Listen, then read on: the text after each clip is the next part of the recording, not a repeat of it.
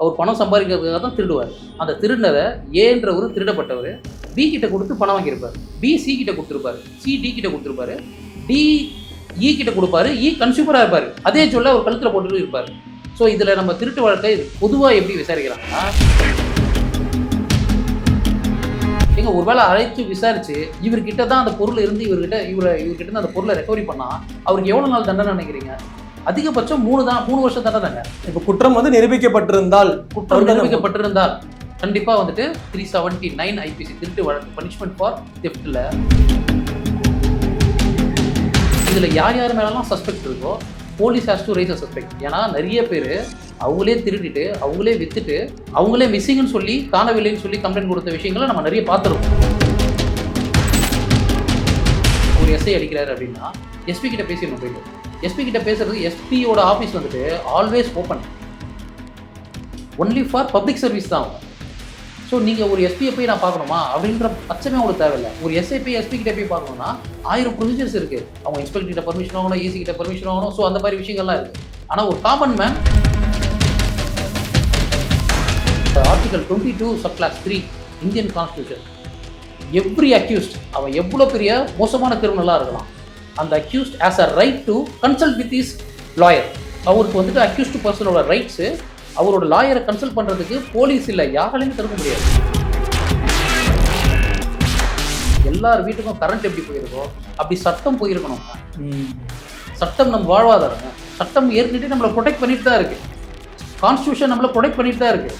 நீங்கள் யாரையும் எந்த இடத்துல எதிர்த்து பேசலாம், யாரையும் எந்த இடத்துல எதிர்த்து கேள்வி கேட்கலாம். உங்களுக்கு அதுக்கான உரிமையால் வந்துட்டு சட்டம் கொடுத்துருக்கு.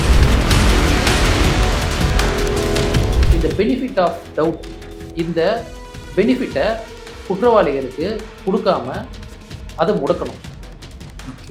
அதை முடக்கினா காவலர்களுக்கு இதுமாரி பெரும் பயம் உருவாகும்.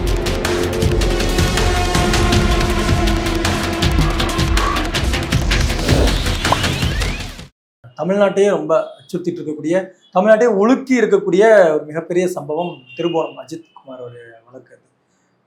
நிறைய விஷயங்கள் நான் ஒவ்வொரு நாளும் ஒவ்வொரு கோணத்துல அந்த வழக்கு வந்து மாறி மாறி போயிட்டே இருக்கு.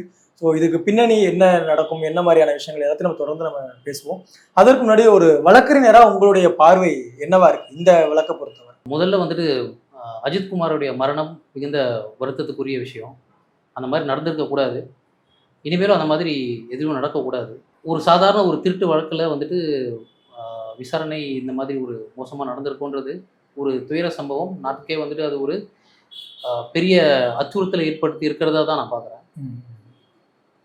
ஒரு சாதாரண ஒரு திருட்டு வழக்கில் ஒரு கம்ப்ளைண்ட் கொடுத்துருக்காங்க. இப்போ அந்த கம்ப்ளைண்ட்டை போலீஸ் ரிசீவ் பண்ணுறாங்க. ஸ்டேஷன் ஆஃபீஸில் ரிசீவ் பண்ணி அந்த கம்ப்ளைண்ட்டுக்கு வந்துட்டு இவர் தான் திருடி இருக்காரு, இல்லை இந்த வழக்கில் வந்துட்டு இவங்க சம்மந்தப்பட்டிருக்காங்க, இவர் திருடி இவர்கிட்ட விற்றுருக்காரு. நான் பொதுவாக ஒரு திருட்டு வழக்கை பற்றி சொல்கிறேன். அந்த மாதிரி வந்துட்டு கம்ப்ளைண்ட்லேயே மென்ஷன் பண்ண மாட்டாங்க ஜென்ரலாக. ஓகே. ஜென்ரலாக எப்படி போலீஸ் ரிசீவ் பண்ணுறாங்க அப்படின்னா, ஒரு பொருள் காணவில்லை அப்படின்ட்டு தான் கம்ப்ளைண்ட் கொடுக்க முடியும்.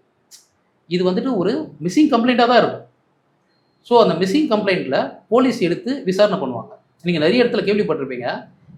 இப்போ என்னோட லேப்டாப் வந்துட்டு மிஸ் ஆகிடுச்சு அப்படின்னு சொல்லி ஒரு போலீஸ் ஸ்டேஷனில் நான் போய் கம்ப்ளைண்ட் கொடுத்தேன்னா அவங்க ஃபஸ்ட்டு என்ன செக் பண்ணுவாங்கன்னா, என்னோட லிமிட்குள்ளே வருதா, என்னோட ஜூரிஸ்டிக்ஷனுக்குள்ளே வருதா அப்படின்றத பார்ப்பாங்க.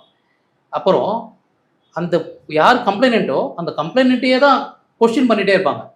என்ன கேட்டால் இது ஒரு ஃபேர் இன்வெஸ்டிகேஷன் தான். எதனாலனா அவர் வீட்டில் எங்கேயாவது மறந்து வச்சிருக்கலாம், அவரோட நண்பர் யார்கிட்டயாவது கொடுத்துட்டு மறந்துட்டு இருக்கலாம். ஸோ இந்த மாதிரி காரணத்தினால கம்ப்ளைண்ட் கொடுக்க வரவங்க கிட்டேயே தான் கண்டினியூவாக கொஷின்ஸ் ரைஸ் பண்ணிகிட்டே இருப்பாங்க. பட் ஆனால் இது வந்துட்டு அப்படியே கான்ட்ராடிக்டாக ஒரு பர்டிகுலர் பர்சனை மென்ஷன் பண்ணி கம்ப்ளைண்ட் கொடுத்தா மாதிரியும் அந்த பர்டிகுலர் பர்சனை வந்துட்டு ப்ரூட்டல் அட்டாக் பண்ணியிருக்கிறதுலாம் வந்துட்டு இட் குடின்ட் டாலரேட். எங்க ஒருவேளை அழைச்சி விசாரிச்சு இவர்கிட்ட தான் அந்த பொருள் இருந்து இவர்கிட்ட தான் அந்த பொருளை ரெக்கவரி பண்ணா அவருக்கு எவ்வளோ நாள் தண்டனை நினைக்கிறீங்க? அதிகபட்சம் 3 வருஷம் தண்டனைங்க. இந்த 3 வருஷம் தண்டனை பெருசா இல்ல ஒரு உயிரே வந்துட்டு போறது பெருசா?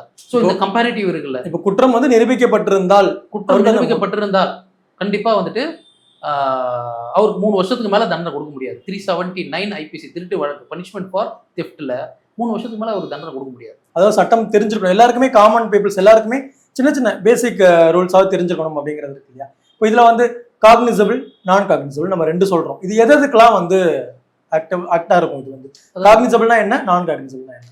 காக்னிசபிள்னா வந்துட்டு நான் பெயிலபிள். ஓகே. அதுக்கு அந்த அந்த குற்றங்களுக்கு வந்துட்டு பெயில் கிடையாதுன்னு சொல்லுவோம் ஜென்ரலாக. காக்னிசபிள்ன்றது கொஞ்சம் சீரியஸ் ஒஃபென்ஸாக இருக்கும். நான் காக்னிசபிள்ன்றது வந்துட்டு அவ்வளோ தூரம் அரெஸ்ட் பண்ண வேண்டிய அளவு இது வந்துட்டு குற்றமானது இல்லை.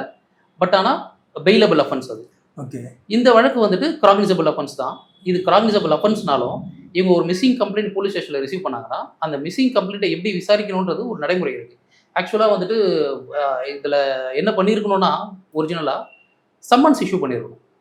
பெட்டிஷனை வாங்கின உடனே மிஸ்ஸிங் கம்ப்ளைண்ட்னாலும் police can do police FIR register பண்ணியிருக்கலாம், இல்லை சிஎஸ்ஆர் ஆஃப் தட் லிஸ்ட் போட்டு இன்வெஸ்டிகேஷன் ஸ்டார்ட் பண்ணியிருக்கலாம். இன்வெஸ்டிகேஷன் ஸ்டார்ட் பண்ணும்போது இந்த மாதிரி விஷயங்களில் ஜென்ரலாக என்ன பண்ணுவாங்கன்னா எஸ்ஓசியை போய் பார்ப்பாங்க. எங்கெங்கெல்லாம் அது மிஸ் ஆகியிருக்க வாய்ப்பு இருக்குன்னு தான் பார்ப்பாங்க. எங்கேயாவது கீழே விழுந்திருக்கா, இல்லை வந்துட்டு வேற எங்கேயாவது வந்துட்டு அந்த கார்லேயே வேற ஏதாவது ஒரு இடத்துல இருக்கா, இவங்க வந்துட்டு வேற ஏதோ ஒரு இடத்துக்கு போனேன், இந்த ஸ்கேன் சென்டர் போனான்றாங்க, அந்த மாதிரி இடத்துல இருக்கா. ஸோ இந்த மாதிரி விஷயங்களை தான் பார்ப்பாங்களே தவிர பர்டிகுலராக ஒரு பர்சனை டார்கெட் பண்ணி பண்ண மாட்டாங்க. ஈவன் ஒரு பர்சன் மேலே சஸ்பெக்ட் இருக்குன்னா போலீஸ்க்கு இன்ஹரண்ட் பவர் இருக்குது இன்வெஸ்டிகேஷனில்.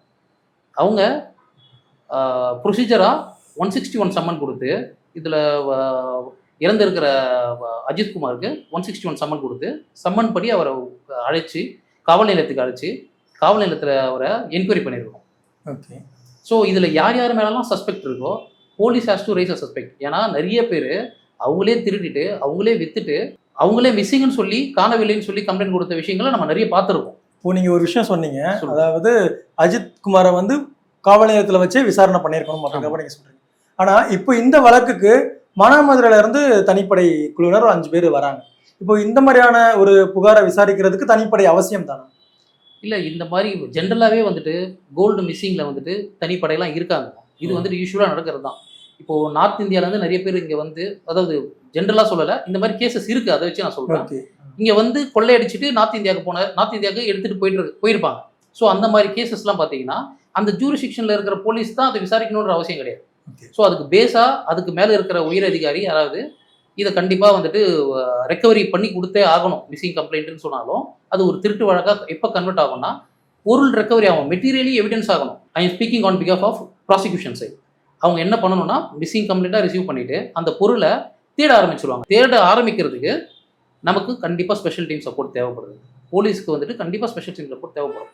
ஏன்னா இந்த மாதிரி விஷயங்களை கேமராவை ட்ரேஸ் அவுட் பண்ணி போகிறவங்க, காலை ட்ரேஸ் அவுட் பண்ணி போகிறவங்க, இந்த சைபர் கிரைமோட ஹெல்ப்பு, ஸோ இந்த மாதிரி நிறைய பேரோட குமுலேட்டிவாக எல்லாருமே சேர்ந்து தான் அந்த பொருளை திருடப்பட்ட பொருளை கண்டுபிடிக்கணும். கண்டுபிடிச்சதுக்கு அப்புறம் தான் இதை யார் திருடப்பட்டது கண்டுபிடிச்சதுக்கு அப்புறம் தான் இன் சென்ஸ் அது ஒரு மெட்டீரியல் எவிடன்ஸ் ஆகிடும். நம்மளுக்கு ஒரு கொலை வழக்கில் வந்துட்டு ஒரு டெட் பாடி, அந்த கார்ப் எப்படி நமக்கு வந்துட்டு ஒரு மேஜரான எவிடன்ஸாக இருக்கோ அந்த மாதிரி ஒரு திருட்டு வழக்கில் திருடப்பட்ட பொருள் வந்துட்டு ஒரு மேஜரான எவிடன்ஸ். ஸோ அந்த பொருள் கிடைக்குதுன்னா அது யார்கிட்ட இருந்து ரெக்கவரி பண்ணுறாங்க. ஏன்னா எப்போவுமே வந்துட்டு ஒரு திருட்டு வழக்கு பார்த்தீங்கன்னா எடுக்கிறவர் எந்த இன்டென்ஷனில் எடுப்பார், ஓகே, அவர் என்ன இன்டென்ஷன் எடுப்பார்னா has to convert it as a cash, money வேணும் அவருக்கு, அவர் பணம் சம்பாதிக்கிறதுக்காக தான் திருடுவார். அந்த திருடினதை ஏன்றவர் திருடப்பட்டவர் பி கிட்ட கொடுத்து பணம் வாங்கியிருப்பார், பி சி கிட்ட கொடுத்துருப்பாரு, சி டி கிட்ட கொடுத்துருப்பாரு, டி இ கிட்ட கொடுப்பாரு, இ கன்சியூமராக இருப்பார், அதே சொல்ல அவர் கழுத்தில் போட்டுட்டு இருப்பார். ஸோ இதில் நம்ம திருட்டு வழக்கை பொதுவாக எப்படி விசாரிக்கிறாங்கன்னா இ வந்துட்டு கழுத்தில் போட்டிருக்க பொருள் திருடப்பட்ட பொருள், அவர் வந்துட்டு இதே திருட்டு வழக்கில் இது ஒரு செயின் ஆஃப் லிங்க், இதில் எல்லாருமே குற்றவாளிகளாக இருப்பாங்க. நம்ம திருடப்பட்டவரை பிடிச்சி அவரை இன்வெஸ்டிகேஷன் பண்ணும்போது அவர் ஒரு கன்ஃபெஷன் கொடுப்பாரு, நான் வந்துட்டு இந்த மாதிரி பி கொடுத்தேன். ஸோ பியை பிடிச்சி நம்ம கன்ஃபெஷன் எடுக்கும்போது அவர் சிக்கு கொடுத்தேன் அப்படின்ற மாதிரி ஒருத்தராக செயின் ஆஃப் இன்வெஸ்டிகேஷன் போயிட்டே இருக்கும். திருட்டு வழக்கில் மட்டும் இது ரொம்ப குரூஷியலான இன்வெஸ்டிகேஷனாக இருக்கும். ஓகே, நமக்கு வெளியில இருந்து பார்க்கறதுக்கு ரொம்ப சாதாரண திருட்டு சம்பவம் தான் இருக்கும். ஆனால் ஒரு பொருளை ரெக்கவரி பண்ணுறது போலீஸ்க்கு அவ்வளோ சாத்தியமான விஷயம் கிடையாது. இப்போ கிட்ட போய் கேட்டால் நான் காசு கொடுத்து தான் வாங்கினேன் அவங்க சொல்லி நிற்பாங்க. இப்போ கம்ப்ளைண்ட் கொடுத்தவருக்கு அந்த பொருளை ரெக்கவரி பண்ணி கொடுக்கணும். ஸோ இவ்வளோ பெரிய டிஃபிகல்ட்டிஸ் இருக்குது இதில். ஸோ இதில் செயின் ஆஃப் இன்வெஸ்டிகேஷன்றது ரொம்ப டஃப்பான விஷயமா இருக்கும். இல்லை, இப்போ இதில் எனக்கு இன்னொரு கேள்வி என்னென்னா, முதல் நாள் அந்த அம்மா புகார் கொடுத்துருக்காங்க, உடனடியாக மறுநாள் முழுவதும் உடனடியாக அவர் கைது செய்யப்படுறாரு, மறுநாள் முழுவதும் அவர் அடிக்கப்பட்டிருக்கதா சொல்லப்படுது, அன்றைக்கு இரவே அவர் இறந்துட்டாரு அப்படிங்கிற மாதிரி தகவல் போயிருக்கு. ஏன் இவ்வளோ ஒரு அவசரத்தை அஜித்குமார் வழக்கில் மட்டும் இவ்வளோ தீவிரமாக போலீஸ்காரங்க காட்டினாங்க? இல்லைங்க, ஜென்ரலாக வந்துட்டு எல்லாத்துலேயுமே துரிதமா போலீஸ் செயல்படணுன்றது தான் எங்களுடைய ஆசை. ஓகே. இந்த வேகம் எல்லாத்துலயும் இருக்கணும். பட் ஆனா இந்த வே ஆஃப் ப்ரொசீஜர்ஸ், அதாவது வந்துட்டு டிகே பாசு வெஸ்ட் பெங்கால் இதுல வந்துட்டு சுப்ரீம் கோர்ட்டு கிளியரா வந்துட்டு எப்படி இன்வெஸ்டிகேஷன் பண்ணணும், அதாவது எப்படி வந்துட்டு அரெஸ்ட் பண்ணணும், ஒரு வழக்குல வந்துட்டு என்னென்ன உரிமைகள் வந்துட்டு அக்யூஸ்டுக்கு கொடுக்குறாங்க அப்படின்ற விஷயத்த கிளியரா எல்லாத்துலயும் சொல்றாங்க. இப்போ குறைஞ்சபட்சமா ஒரு அட்வொகேட், அதாவது இந்த கேஸ் ஒரு எக்ஸாம்பிள் எடுக்கிறோம். இப்போ இதுக்கு முன்னாடி வந்துட்டு இதே மாதிரி ஃபெனிக்ஸ் ஜெயராஜ் சொல்லிட்டு தூத்துக்குடி சாத்தாங்குளத்துல ஆமா. ஒரு ப்ரூட்டல் அட்டாக் நடந்து 2 பேர் இறந்தாங்க. ஸோ அந்த கேஸை நீங்கள் ஃபாலோ பண்ணியிருந்தா உங்களுக்கு தெரியும். இப்போ வரைக்கும் அதில் கைது செய்யப்பட்ட போலீஸ் யாருமே வந்துட்டு ஜாமீன் கூட வாங்க முடியல. ஸோ சீரியஸாக தான் கேஸை எடுத்து நடத்துகிறாங்க. அதாவது அரசாங்கம் சீரியஸாக தான் நடத்துகிறாங்க. பட் ஆனால் it has been repeated.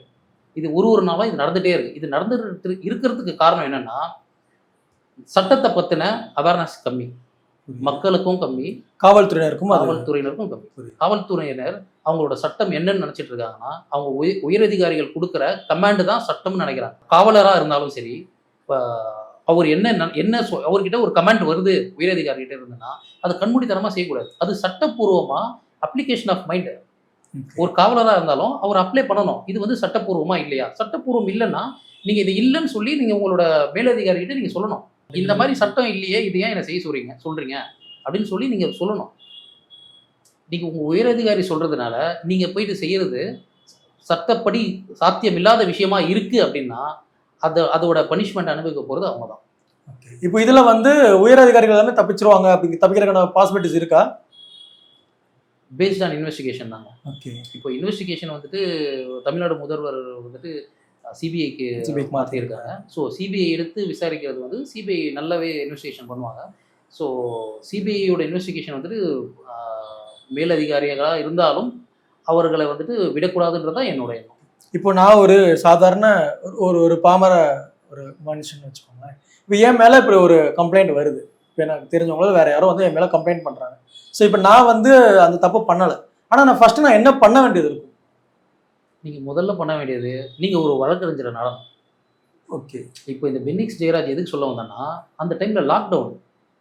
So நம்மளுக்கு வந்துட்டு இவ்வளோ நேரம் தான் வெளியே நடமாடணும் அப்படின்ற மாதிரி ஒரு சட்டம் அமலில் இருந்ததுனால அந்த டைமில் எந்த ஒரு அட்வொகேட்ஸும் ஈஸியாக ஆக்சஸ் பண்ண முடியாமல் போனது அந்த குற்றத்தில் ஈடுபட்ட போலீஸ்க்கு ரொம்ப ஒரு அட்வான்டேஜ் ஆகிடுச்சு. அது புரியுது.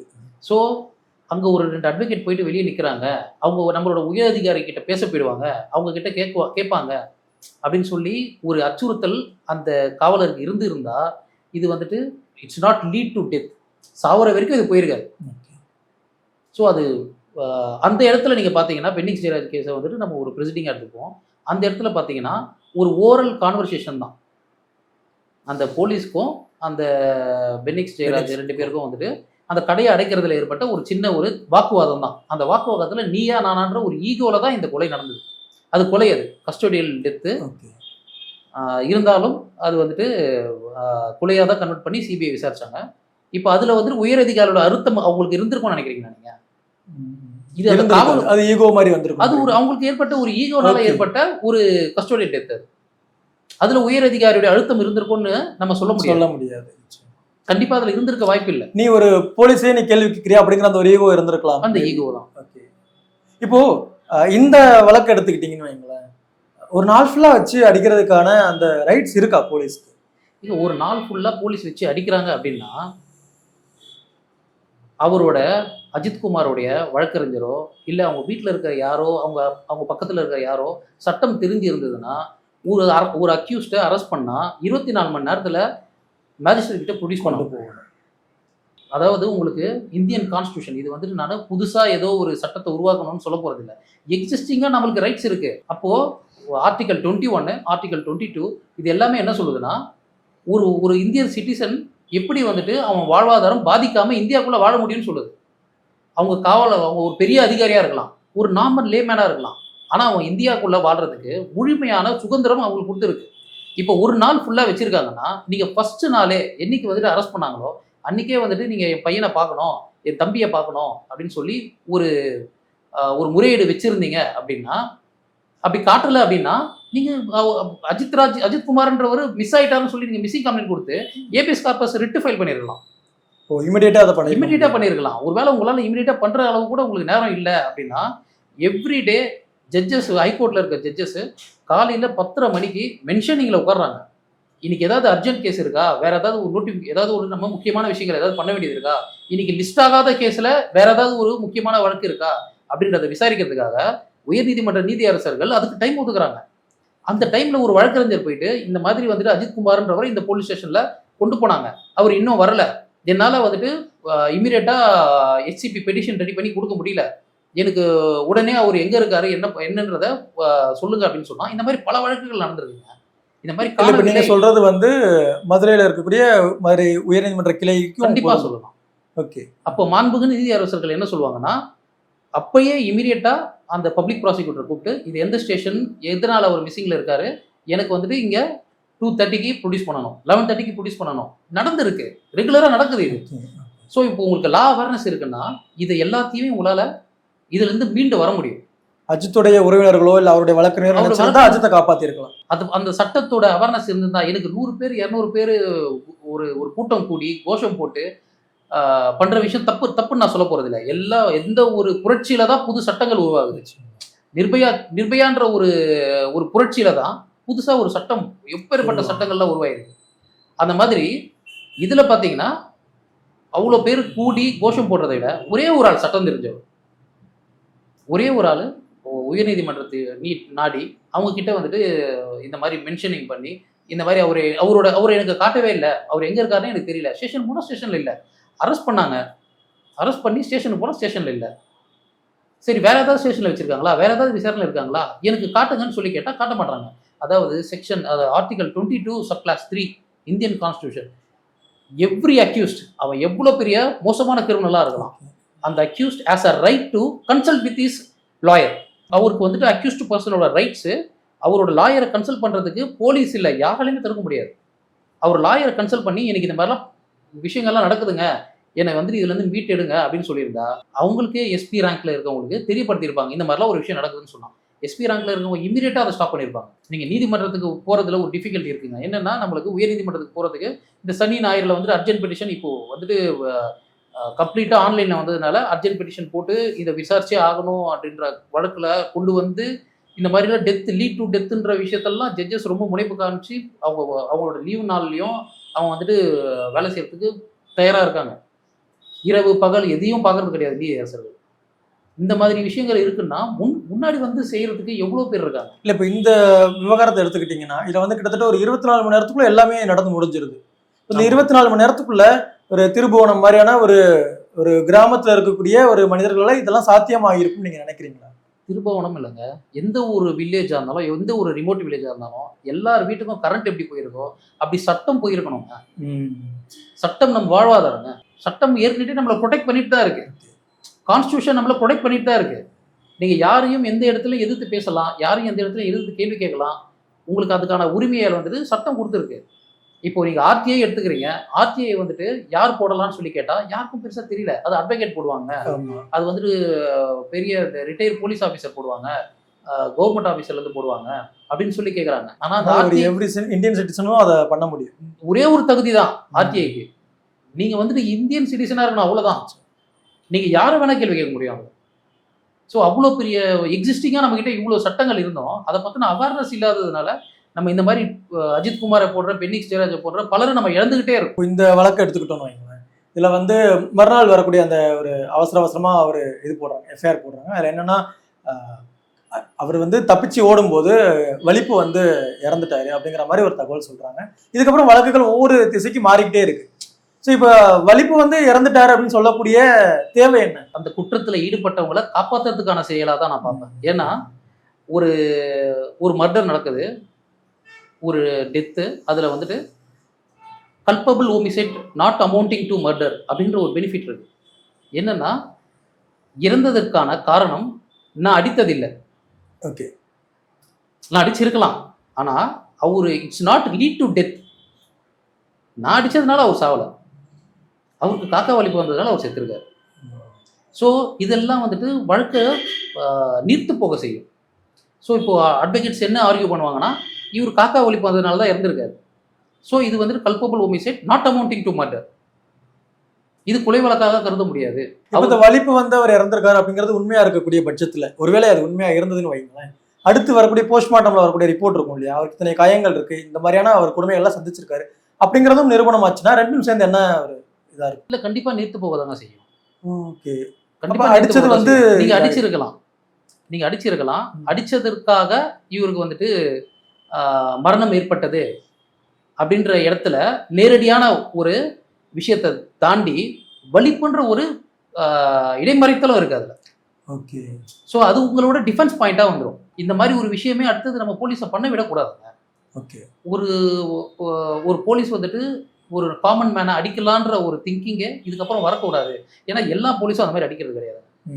எல்லா போலீஸும் எல்லாரையும் அடிச்சு தான் விசாரிக்கிறாங்களான்னு கேட்டிங்கன்னா கிடையாது. ஸோ அவங்கவுங்க மெத்தடில் அவங்கவுங்க பண்ணிட்டு இருக்காங்க. பட் ஆனால் இந்த மாதிரி ஒரு ப்ரூட்டல் அட்டாக் இதோட ஒரு லாஸ்ட் ஒரு முற்றுப்புள்ளியாக இருக்கணும். அதுக்கு ஒரே ஒரு காரணம் என்னன்னா, முதல் அடி விழும்போதே உங்களோட தகவல் வந்துட்டு உயரதிகாரிக்கு போயிடணும். உங்களுக்கு வந்துட்டு அந்த சட்டத்தை பற்றின அவேர்னஸ் இருந்ததுன்னா நீங்கள் கண்டிப்பாக ஒரு எஸ்ஐ அடிக்கிறாரு அப்படின்னா எஸ்பி கிட்ட பேசிடணும். போயிட்டு எஸ்பி கிட்ட பேசுறது, எஸ்பியோட ஆஃபீஸ் வந்துட்டு always open, only for public service தான் அவங்க. ஸோ நீங்கள் ஒரு எஸ்பியை போய் நான் பார்க்கணுமா அப்படின்ற அச்சமே உங்களுக்கு தேவையில்லை. ஒரு எஸ்ஐ போய் எஸ்பி கிட்ட போய் பார்க்கணும்னா 1000 ப்ரொசீஜர்ஸ் இருக்கு. அவங்க இன்ஸ்பெக்டர் கிட்ட பர்மிஷன் வாங்கணும், ஏசி கிட்ட பர்மிஷன் வாங்கணும். ஸோ அந்த மாதிரி விஷயங்கள்லாம் இருக்கு. ஆனால் ஒரு காமன் மேன் நீங்கள் போய் நேராக எஸ்பியை பார்க்கலாம். இந்த மாதிரி எனக்கு ஒரு அநியாயம் நடக்குது, உங்களோட நாலேஜுக்கு நாங்கள் இதை கொண்டு வரோம் அப்படின்னு சொன்னா அவர் நாலேஜுக்கு போச்சுன்னா இமீடியட்டா பண்ணுவாங்க. அதாவது இதுல வந்து நம்ம வந்து காவல்துறையினர் வந்து அனுசரிச்சு போகணும், அவங்க புரிஞ்சுக்கணும், அவங்க சட்டம் தெரிஞ்சுக்கணும் அப்படின்னு சொல்றதை விட மக்கள் ஒவ்வொருத்தருக்கும் சட்டம் தெரிஞ்சுக்கணும் அப்படிங்கறத முக்கியமான ஒரு உண்மையான விஷயம். காவலர்களுக்கு சட்டம் தெரியணும், அவங்க வந்துட்டு அந்த சட்டப்படி பண்றாங்களா இல்ல ஐ அபிஷியலோட கமெண்ட் படி பண்றாங்களா, இதெல்லாம் என்னோட கொஸ்டின் கிடையாது. எனக்கு சட்டம் தெரியணும். ஆனா பொதுவாகவே எவ்வளவுதான் நம்ம வந்து இப்போ தொடர்ந்து நிறைய சம்பவங்கள் அடுத்தடுத்து நடந்துகிட்டே தான் இருக்கு. ஒவ்வொரு இதுலயும் நமக்கு வந்து ஒரு படிப்படியை நம்ம புரிஞ்சுக்கிட்டே தான் இருக்கும். ஆனாலும் தொடர்ந்து வந்து காவலர்களுக்கும் பொதுமக்களுக்குமான அந்த இடைவெளி இருக்கு இல்லையா, அது வந்து ஒரு பெரிய கேப்பாவே இருக்கு. ஏன்னா எவ்வளவுதான் நம்ம நெருங்கி போனாலும் காவல்துறை உங்கள் நண்பன் அவங்களும் எவ்வளவு சொன்னாலும் நம்மளால அந்த ஒரு விஷயத்துக்குள்ள போக முடியாது. இந்த இடைவெளிக்கு என்ன காரணமா இருக்கும் நீங்க நினைக்கிறீங்க? இல்லைங்க, ஒரு சில இடத்துல அந்த இடைவெளி நமக்கு ஒரு பெரிய பெனிஃபிட்டாகவும் இருக்கு. ஓகே. சாதாரண ஒரு ஹேபிச்சுவல் அஃபண்டராலேயோ ஒரு சாதாரண ஹேபிச்சுவல் அஃபண்டரை சார்ந்து இருக்கிறவங்களா இருப்பாங்க. அதாவது ஒரு ஹிஸ்ட்ரிஷியேட் அக்யூஸ்ட் இருப்பான், எச்எஸ் இருப்பான். அந்த எச்எஸோட ஃபேமிலியில் இருக்கவங்களோ அவனுக்கு நேரடியாகவோ மறைமுகமாகவோ உதவி செய்கிறவங்களோ எதனால காவல்துறையை வந்து ஈஸியாக அப்ரோச் பண்ண முடியல அப்படின்னா இந்த இடைவெளி தான் நம்மளுக்கு காரணமாக இருக்கு. ஸோ ஒரு ஹிஸ்ட்ரிஷீட் அக்யூஸ்ட் என்ன பண்ணுறான்னா, இந்த இடைவெளி இல்லை அப்படின்னா இவன் கண்டிப்பாக அடுத்த கட்டம் என்ன பண்ண முடியுன்றத யோசிப்பான். ஸோ அவன் வந்துட்டு சமூகத்தில் ஒரு வைரஸ் மாதிரி புரியுது. அவன் வந்துட்டு போலீஸை போய் நெருங்கக்கூடாதுன்றதுக்கு இந்த இடைவெளி தேவைப்படுது. இல்லை, இப்போ அஜித்குமார் அப்புறம் அவருடைய தம்பி அப்புறம் அவருடைய நண்பர்கள் எல்லாரையும் வந்து அழைச்சிட்டு போறாங்க. தொழுவத்துல தான் வந்து நான் செயினை பதுக்கி வச்சிருக்கேன், புதைச்சி வச்சிருக்கேன் அப்படிங்கிற மாதிரி ஒரு சொல்லாடல் ஒன்று பயன்படுத்தப்படுது. அப்போ இவங்க அழைச்சிட்டு போகும்போது மற்ற எல்லாரையும் வந்து வேன்ல இருக்க வச்சுட்டு இவரை மட்டும் அழைச்சிட்டு போறாங்க தொழுவத்துக்குள்ள. ஆனா போயிட்டு அவங்க தம்பி என்ன சொல்றாங்கன்னா, போகும்போது நடந்துதான் போனாரு, ஆனா வரும்போது அவரை தூக்கிட்டு வராங்க. அப்போ அந்த உள்ள அந்த தொழுவத்துல என்ன நடந்துச்சு அப்படின்னு அந்த அடிக்கப்பட்ட இந்த ஃபுட்டேஜ் நம்ம பார்த்தோம். ஸோ இதெல்லாம் வந்து சரியான அணுகுமுறையா? ஒரு துளி கூட ஏற்றுக்க முடியாத ஒரு விஷயங்க இது. இந்த மாதிரி வந்துட்டு அவங்க ஒரு எஸ்ஓசி பார்க்கறதுக்கு போறாங்க அப்படின்னா எஸ்ஓசி பார்க்குற இடத்துல யூஸ்வலா போலீஸ் கேமரா வச்சுட்டு இருப்பாங்க. ஓகே. கேமரா வச்சுட்டு அவங்க எங்க போனாங்க, எப்படி திருட்டு நடந்தது, ஸோ இந்த மாதிரி விஷயங்கள் எல்லாத்தையும் வந்துட்டு பதிவு பண்ணுவாங்க. ஆனா இந்த இடத்துல இந்த ப்ரூட்டல் அட்டாக் வந்துட்டு பண்ணணுன்ற நோக்கத்திலேயே பண்ண மாதிரி ஒரு ஃபீல் ஆகுது. புரியுது. இவர் அடிக்கணுன்றதுக்காகவே அவங்க கொண்டு போன மாதிரி. வீடியோ எடுக்கிறது வந்து கட்டாயம்.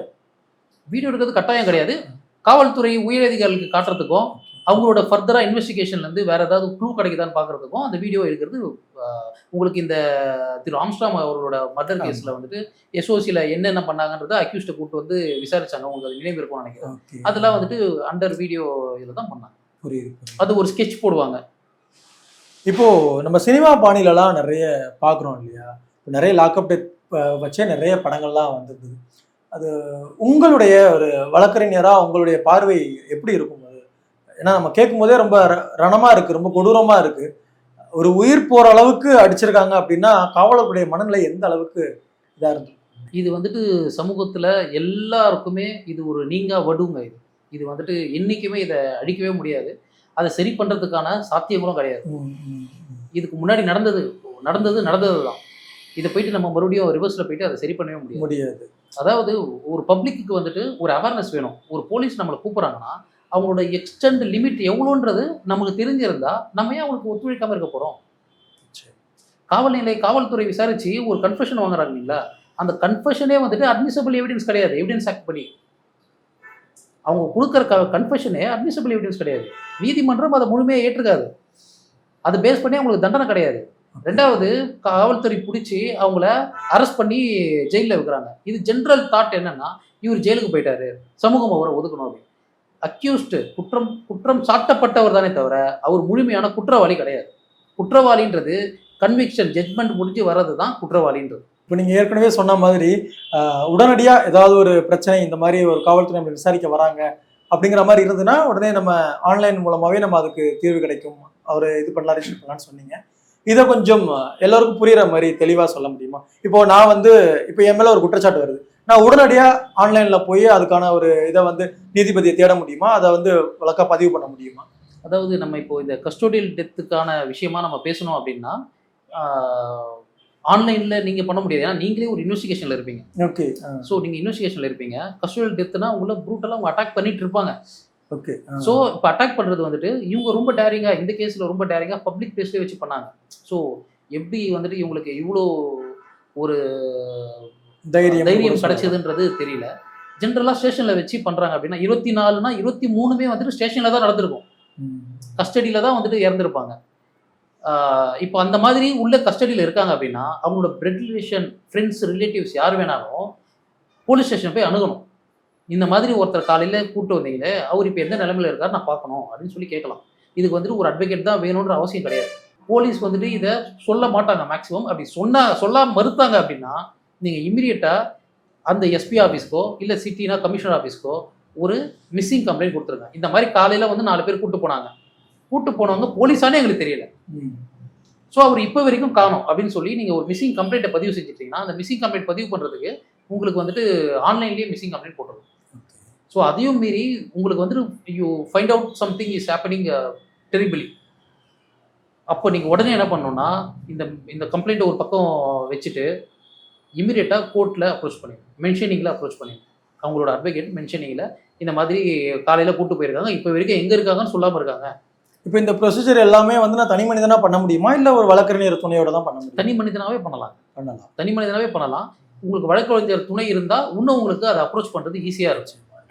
ஒரு ஹெச்சிபி ரிட்டு ஃபைல் பண்ணியிருந்தீங்க அப்படின்னா நீதிமன்றம் தலையீடு இருக்குன்னு தெரிஞ்சிருந்தா எவ்வளோ பெரிய உயர் அதிகாரியாக இருந்தாலும் அவங்க உண்மையிலேயே அவங்களோட இன்டென்ஷன் அவரை கஸ்டோடியல் டெத் பண்ணணும்னு இருந்தாலும் அதை பண்ணுறதை நிறுத்திடுவாங்க.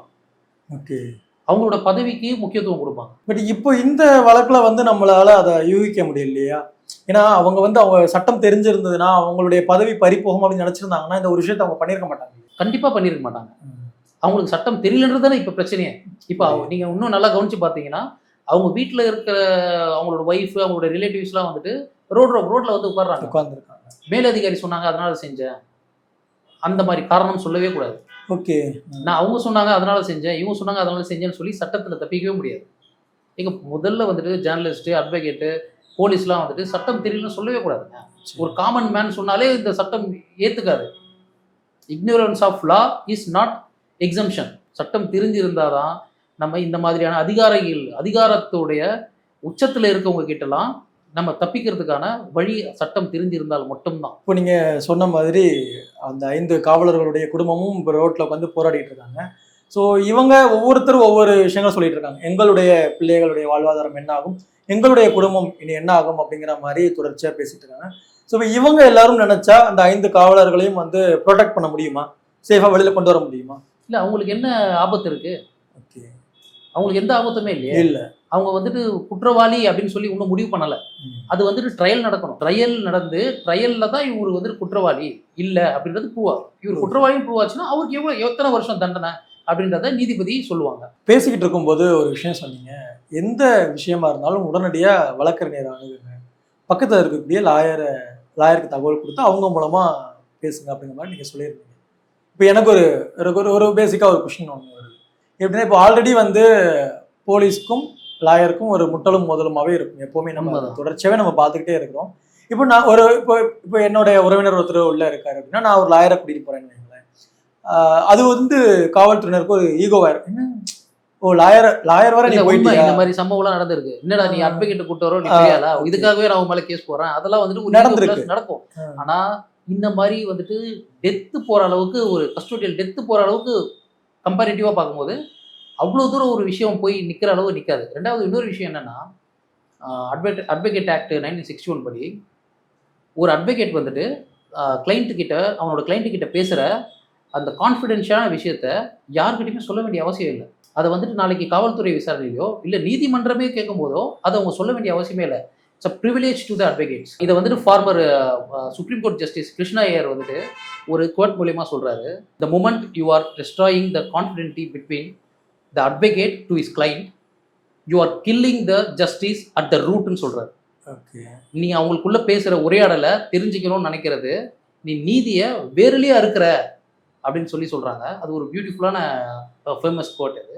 ஸோ ஒரு அட்வொகேட்டு அவங்களோட கிளைண்ட்டோட ஏற்படுற உரையாடலை யாருமே வந்துட்டு தடுக்கவும் முடியாது. அதை வந்துட்டு என்னன்றதை கேட்குற அதிகாரம் கூட கிடையாது. ஒரு பக்கம் வந்து காவலர்களுக்கு அந்த 5 பேர் மேல இன்னும் கொஞ்சம் அழுத்தம் கொடுக்குற மாதிரி இருக்கு திரும்ப திரும்ப. காவலர்கள்னாலே பொதுவாகவே தப்பானவங்க அப்படிங்கிற ஒரு எண்ணம் கூட வர ஆரம்பிச்சிருக்கு இல்லையா? இதை நீங்க எப்படி பாக்குறீங்க? இந்த கஸ்டோடியல் டெத்து அப்படின்றது வந்துட்டு ரிப்பீட்டடாக நடந்துட்டு இருக்கு. இதை வந்துட்டு இந்த அரசாங்கமோ இதுக்கு முந்தைய அரசாங்கமோ அதுக்கு முந்தைய அரசாங்கமோ நம்ம ப்ளேம் பண்ணிகிட்டே இருக்க வேண்டிய ஒரு சூழ்நிலை உருவாகுது. ஆனால் இதெல்லாம் வந்துட்டு ரிப்பீட்டடாக நடக்கிறத ஸ்டாப் பண்ணணும்னா பனிஷ்மெண்ட் மட்டும்தாங்க ஒரு வழியாக இருக்கும். பனிஷ்மெண்ட்ன்றது எதிர்பார்க்க முடியாத அளவு அதை வந்துட்டு மாற்றணும். அதாவது ஜென்ரலாகவே பார்த்தீங்கன்னா சிஆர்பிசியில் ஒரு ப்ரொவிஷன் கொடுத்துருப்பாங்க. என்ன ப்ரொவிஷன்னா பெனிஃபிட் ஆஃப் டவுட். ஓகே. இப்போ ட்ரையல் நடக்கும்போது பெனிஃபிட் ஆஃப் டவுட் வந்துட்டு அக்யூஸ்டுக்கு கொடுத்துருவாங்க. ஸோ அக்யூஸ்ட் வந்துட்டு நான் குற்றவாளி இல்லைன்றதை நிரூபிக்க வேண்டிய அவசியமே கிடையாது. குற்றவாளின்னு சொல்லி அரசு தரப்பு தான் நிரூபிக்கும். புரியுது. இப்போ போக்சோ போன்ற வழக்குகள்லாம் பார்த்தீங்கன்னா குற்றவாளி தான் குற்றவாளி இல்லை என்பதை நிரூபித்தே ஆக வேண்டும். இல்லைன்னா அவரு தண்டனைக்குரிய குற்றவாளி ஆயிடுவார். அது போல இந்த கஸ்டோடியல் டெத்தில் ப்ரொவிஷன்ஸை மாற்றி சட்டசபையிலையோ மேல் சபையிலையோ வந்துட்டு ப்ரொவிஷன்ஸை மாற்றி இந்த கஸ்டோடியல் டெத் இதுக்கப்புறம் நடக்கக்கூடாது அப்படின்னா இந்த பெனிஃபிட் ஆஃப் டவுட், இந்த பெனிஃபிட்டை குற்றவாளிகளுக்கு கொடுக்காம அதை முடக்கணும். ஓகே. அதை முடக்குனா காவலர்களுக்கு இது மேலும் பெரும் பயம் உருவாகும். கஸ்டோடியல் டெத்துன்றது only not recording in police. இது வந்துட்டு ஒரு கவர்மெண்ட் ஹாஸ்பிட்டல்லேருந்து இறந்தாலோ வேறு ஏதாவது ஒரு கவர்மெண்ட் இதில் வந்துட்டு கவர்மெண்ட் டிபார்ட்மெண்ட்டில் இருந்து அங்கே எடுக்கக்கூடிய கஸ்டடியிலேருந்து இறந்தாலோ வந்துட்டு அது கஸ்டோடியல் டெத் தான் வரும். உங்களுக்கு வந்துட்டு கஸ்டோடியல் ரேப்புன்னு சொல்லியிருக்கு. கஸ்டோடியல் ரேப் பார்த்தீங்கன்னா ஸ்பெசிஃபிக்காகவே 375 வந்துட்டு ஸ்பெசிஃபிக்காகவே கஸ்டோடியல் ரேப்புன்னு ஒரு செக்ஷனே இருக்குது. ஆனால் மர்டரில் பார்த்தீங்கன்னா கொலையில் பார்த்தீங்கன்னா கஸ்டோடியல் டெத்துன்னு சொல்லி ஒரு ஸ்பெசிஃபிக் செக்ஷன்ஸ்லாம் கிடையாது. ஸோ அந்த மாதிரி ஸ்பெசிஃபிக்காக இந்த செக்ஷன்ஸ் கஸ்டோடியல் டெத்துனா அதை எப்படி ட்ரையல் பண்ணணும், அதுக்கு வந்துட்டு பெனிஃபிட் ஆஃப் டவுட் கொடுக்கலாமா கொடுக்கக்கூடாதா, பர்டன் ஆஃப் ப்ரூஃப் வந்துட்டு அரசாங்கம் தரப்பில் கொடுக்குற மாதிரி அக்யூஸ்டோ வந்துட்டு அவன் ப்ரூவ் பண்ணணும் அவன் வந்துட்டு நிரபராதின்றத அப்படின்ற மாதிரி கொடுத்தா இந்த மாதிரியான அஜித்குமார் போன்றவர்களும் பென்னி ஜெயராஜ் போன்றவர்களையும் நம்ம இழக்காம இருப்போம். இப்போ இறுதியா ஒரு கேள்வி என்னன்னா, ஒரு சம்பவம் நடந்துடுச்சு, அது யாருமே எதிர்பாராத ஒரு சம்பவம், நடக்கக்கூடாத ஒரு சம்பவம் கூட நடந்து முடிஞ்சிருச்சு. ஆனாலும் இப்போ இந்த இந்த டைம்ல ஏன்னா சோசியல் மீடியாவும் பயங்கரமா பெருகிவிட்ட இந்த காலத்துல வந்து காவல்துறை மேல இன்னும் மக்களுக்கு வந்து ஒரு பெரிய அதிருப்தி பயங்கரமா இப்போ ஒரு 1 வீக்காவே ரொம்ப இதாயிட்டு இருக்கு. ஸோ இந்த போக்கு ஆரோக்கியமானதுன்னு நினைக்கிறீங்களா? ஏன்னா காவல்துறை மேல மக்கள் வெறுப்பாக இருக்கக்கூடியது, இதுக்கப்புறம் நமக்கு ஜஸ்டிஸ் கிடைக்காது போலீஸ் இந்த மாதிரி பண்ணும்போது அப்படிங்கிற அந்த ஒரு எண்ணத்துக்கு மக்கள் போறாங்க. இது ஆரோக்கியமானதா இருக்கும் நீங்க நினைக்கிறீங்க? இல்லைங்க, கண்டிப்பா இது ஆரோக்கியமானதா இருக்காது. அதாவது அங்க ஒண்ணு இங்க ஒண்ணு யாரோ ஒருத்தர் செய்யற தவறுனால அந்த டிபார்ட்மெண்ட்டே நம்ம பழி சொல்லாகிறது வந்துட்டு ரொம்ப தவறான விஷயம். காவலர்கள் எவ்வளவு பேருக்கு உதவி செய்யறாங்கன்றத நம்ம சோசியல் மீடியால ரொம்ப வெகு சிலதா தான் அதை ஷேர் பண்றோம் நம்ம. ஆனா அவர் செய்யற தவறை பார்த்தீங்கன்னா பயங்கரமா பூஸ்ட் பண்றோம். அதை வந்துட்டு பெரிய குற்றமா எடுத்து பண்றோம். ஏன்னா அவங்களோட பொறுப்பு அது, அவங்களோட responsibility is very high. So அதனால அவங்க செய்யற சின்ன பிழையும் ஒரு பெரிய பிழையாவே போகுது. ஆனா இந்த அஜித்குமார் மரணங்கள்லாம் வந்து சின்ன பிழையா நம்ம சொல்ல வரல. பொதுமக்களுக்கு வந்து காவல்துறை மீது பெரும் அச்சம் வேண்டாம். கண்டிப்பா. நீங்க வந்துட்டு ஒரு சில சின்ன சின்ன சட்டங்களை கத்துக்கிட்டு வரணும். ஸோ அரசாங்கமும் அதுக்கு உதவணும். சட்டங்களை கத்துக்கணும். கத்துக்கிட்டு இந்த ஆர்டிஐனா என்னன்றத தெரிஞ்சுக்கணும். அதுல என்னென்ன நம்ம கேள்வி கேட்க முடியும், என்ன கேள்வி கேட்க முடியாது. உண்மையே கேள்வி கேட்க தான் மனிதன் வந்துட்டு நாகரிகமாவே ஆவான். எல்லாத்துலயுமே நீங்க கேள்வி கேட்டுட்டே இருக்கும்போது தான் உண்மையிலேயே ஒழுங்கான ஒரு அரசு நடக்கும். இல்ல தொடர்ச்சியா நம்ம இது மாதிரியான சம்பவங்கள் தொடர்ந்து நடந்துகிட்டு இருக்கும்போது கூட இன்னொரு தரப்பினர் என்ன மாதிரியான விஷயங்களை முன்னெடுக்கிறாங்க அப்படின்னா, காவல்துறையினர் வந்து எப்போதுமே ஒரு அழுத்தத்துக்குள்ளேயே இருக்காங்க. அவங்க அவங்க அவங்களுடைய வேலை பளுவும் அதுக்கு காரணமா இருக்கும். தொடர்ச்சியா குடும்பத்தை பிரிஞ்சு இருக்கிறாங்க. இரவு பணி, வெளியூர் என்னவா இருந்தாலும் அவங்களுக்கு தீபாவளி, பொங்கல் எந்த ஒரு பண்டிகையும் கிடையாது. தொடர்ந்து அவங்க வந்து ஒரு அழுத்தத்துக்குள்ளே இருக்கிறதுனால இந்த மாதிரி சில சம்பவங்கள் வந்து அவங்க கைமீறி நடந்துருது. அவங்க அழுத்தத்துக்குள்ளே இருக்கிறதோட வெளிப்பாடு தான் இது அப்படிங்கிற மாதிரிலாம் நிறைய சொல்றாங்க. ஸோ இதை வந்து அவங்கள ஸ்ட்ரெஸ் ஃப்ரீயா வைக்கிறதுக்கான நடவடிக்கைகள்லாம் அரசு என்ன மாதிரியான விஷயங்களை அவங்க மேற்கொள்ளணும்? உண்மையிலே காவல்துறையினர் வந்து ஸ்ட்ரெஸ்ஸோட தான் இருக்காங்களா? இல்லங்க ஸ்ட்ரெஸ்ஸோட இப்ப யார் இல்லன்னு தாங்க நம்ம கேட்கணும். காவல்துறை தான் ஸ்ட்ரெஸ்ஸோட இருக்காங்களான்னு கேட்டீங்கன்னா, அவங்க தான் பொங்கல், தீபாவளி கொண்டாடலையான்னு கேட்டீங்கன்னா, யுஎஸ் பேஸ்டு ஐடி கம்பெனிஸ்ல இருக்கிறவங்க பொங்கலே கிடையாது. அவங்க யுஎஸ் ஹாலிடேஸ் மட்டும் தான் அவங்க என்ஜாய் பண்றாங்க. ஸோ இவங்களுக்கு வந்துட்டு இவங்களோட வேலையும் வந்துட்டு வேலை பளு அதிகமான ஒரு விஷயம் தான். ஆனா உயர் அதிகாரி இப்போ வந்துட்டு நீங்க சும்மா ஒரு பொங்கல்லையோ, தீபாவளியோ காவலர்கள்லாம் வந்துட்டு அத கொண்டாடலையே கேட்டீங்கன்னா, அத வந்துட்டு குறைஞ்சபட்சமா அத குறைச்சுக்கிட்டு இப்போ வந்துட்டு ஒரு சில இடங்கள்ல அத கொண்டாட ஆரம்பிக்கிறாங்க. காவலர்கள்லாம் கொண்டாட போயிட்டாங்கன்னா, நம்மளுக்கு சேஃப்டி இருக்காதுங்க. இதுதாங்க ஃபேக்ட். நிச்சயமா. நம்மள பாதுகாக்கிற பணியில அவங்க இருக்காங்க. ஸோ அவங்க கண்டிப்பா வந்துட்டு ஸ்ட்ரெஸ் ஃப்ரீயா இருக்கணும். ஸ்ட்ரெஸ் ஃப்ரீயா இருக்கணும்னா, அரசாங்கம் அதுக்கு ஒரு சில சலுகைகளும், ஒரு சில ஏற்பாடுகளும் அதுக்கு பண்ணி தான் ஆகணும். ரொம்ப மைல்டா அத ஸ்டார்ட் பண்ணிட்டாங்க. நிறைய விஷயம் வந்து நீங்க இன்றைக்கு எங்களுக்காக அதாவது ஒவ்வொரு இந்த மாதிரி சம்பவங்கள் நடக்கும்போது அதுல இருந்து நம்ம ஒரு பாமர மக்கள் ஒரு காமன் பீப்புள் வெளியில இருந்து பார்க்கக்கூடிய மனிதர்கள் எப்படி அதுல இருந்து தப்பிக்கலாம், அவங்களை எப்படி அவங்க தற்காத்துக்கலாம் அப்படிங்கிற மாதிரி நிறைய தகவல் நீங்க பகிர்ந்துக்கிட்டீங்க. வேற ஏதாவது இறுதியா சொல்ல வேண்டிய விஷயம் இருக்கா? அதாவது வந்துட்டு ஒரு குவாட் இருக்கு. "Offence could be repeated until you silent." உங்களோட வாய்ஸ நீங்க எவ்வளோ ரைஸ் தூரம் பண்ணிக்கிட்டே ரைஸ் இருக்கணும். பண்றீங்களோ, அவ்வளோ தூரம் வந்துட்டு அதுக்கான ரெவல்யூஷன் பொறக்கும். அதுக்கான புது சட்டங்கள் உருவாகும். மேஜரா இந்த மாரி விஷயங்கள்லாம் தவிர்க்கணும்னா, பேசிக் லாஸ் தெரியணும். இந்த பேசிக் லாஸ் வந்துட்டு நம்மளோட பள்ளிக்கூடத்திலேருந்தே நம்ம இத கத்துக்க வரோம். நம்மளோட வாழ்வியல் இது. சட்டம் நம்மளோட வாழ்வியல். நம்மளுக்கு வந்துட்டு கான்ஸ்டிடியூஷன்ல ஏகப்பட்ட ரைட்ஸ் குடுத்துருக்காங்க. எக்ஸிஸ்டிங்கா இருக்கு. ஆனா நம்மளுக்கு அது தெரியாது. ஸோ அது தெரிஞ்சிருந்தா, நம்ம பெனிக்ஸ் மாரியோ, ஜெயராஜ் மாரியோ, விக்னேஸ்வரன் மாரியோ, அஜித் குமார் மாரியோ பலரை இழந்திருக்க மாட்டோம்.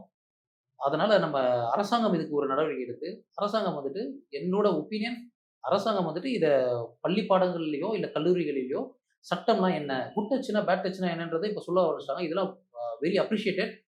அந்த மாதிரி இதையும் வந்துட்டு கொஞ்சம் கொஞ்சமா நம்ம சொல்லிக் குடுக்க ஆரம்பிச்சிடணும். பேசிக் லா எல்லாருமே தெரிஞ்சிருக்கணும். நிச்சயமா சார். அதாவது மாற்றம் நம்ம கிட்ட இருந்து தொடங்கணும் உண்ம. எப்பவுமே அப்படின்னு நீங்க நினைக்கிறீங்க. வாய்ஸ் ரைஸ் பண்ணுங்க அப்படின்னு சொல்றீங்க. நேரத்துக்கு நன்றி. நன்றி.